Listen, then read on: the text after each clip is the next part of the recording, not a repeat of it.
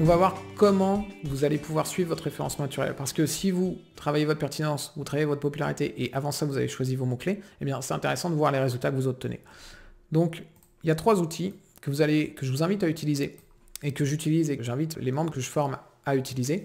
C'est tout simplement, en premier lieu, un tableau de suivi de vos actions. Vous allez tout simplement faire un tableau. Donc moi c'est un tableau Excel avec différentes choses que je peux faire pour améliorer une page. Dedans, je vais indiquer la page, le mot-clé et les actions que j'ai faites. Donc là, typiquement, sur la photo que vous voyez ici, je vais zoomer un petit peu, il y a différentes choses que j'ai pu faire. En vert, c'est fait. Et en rouge, c'est pas encore fait. Et sur la fin, c'est la partie popularité, où là, je vais un peu me situer par rapport à la concurrence et voir le travail que j'ai encore à faire. Ensuite, une fois que vous avez votre tableau de suivi des actions, eh bien, le deuxième outil que je vous invite à utiliser, c'est un outil qui va suivre le positionnement de votre site. Vous allez lui indiquer sur quel mot-clé vous voulez vous positionner et lui va vous dire au fil du temps si vous êtes en train de monter ou si vous êtes en train de descendre dans les résultats.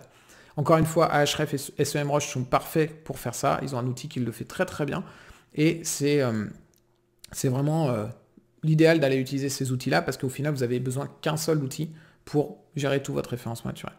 Et le troisième outil que je vous invite à utiliser, eh bien, il est gratuit, c'est Google Analytics. Alors vous pouvez utiliser n'importe quel autre système de statistiques si vous préférez, mais Google Analytics est quand même leader dans son marché, gratuit et très puissant. L'idée, c'est tout simplement de suivre l'évolution du trafic qui vient de Google sur votre site. Est-ce que ça augmente? Est-ce que ça descend?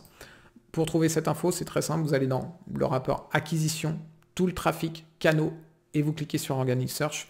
Et là, vous allez voir la courbe de trafic qui vient uniquement depuis Google. Un petit conseil sur le suivi de votre référencement naturel, ne le regardez pas tous les jours, sinon clairement, ça va vous rendre totalement fou. En fait, vous devez vous intéresser aux tendances et pas du tout à la position de votre site sur un mot-clé en particulier à un instant T. Parce que si votre site descend, en fait, vous allez vous inquiéter. Et si vous y allez tous les jours, vous allez le voir, ah, il descend, ok.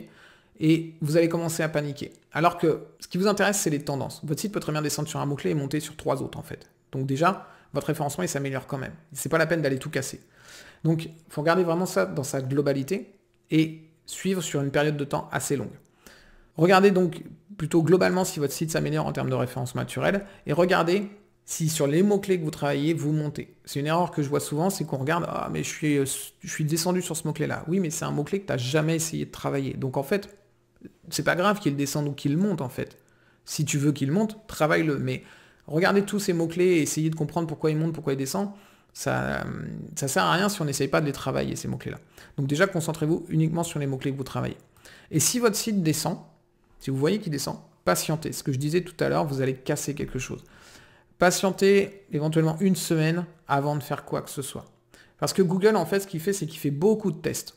Il prend votre site, il va le mettre en première position de ses résultats. Et puis, il va voir ce qui se passe pendant 1 jour, 2 jours, 3 jours. Et après, hop, il va le renlever. Il va le mettre en position 3. Ou alors, il va le mettre en position 15 pour voir si les gens vont jusqu'à la 2e page pour aller chercher votre site.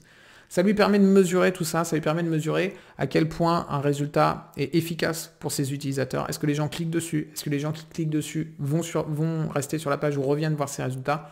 Est-ce qu'un résultat qui était en première page, qui vient de passer en 2e page, les gens vont aller le chercher en 2e page, etc. Donc il fait beaucoup de tests. Et du coup, ça vous fait varier en fait. Ça fait varier vos positions.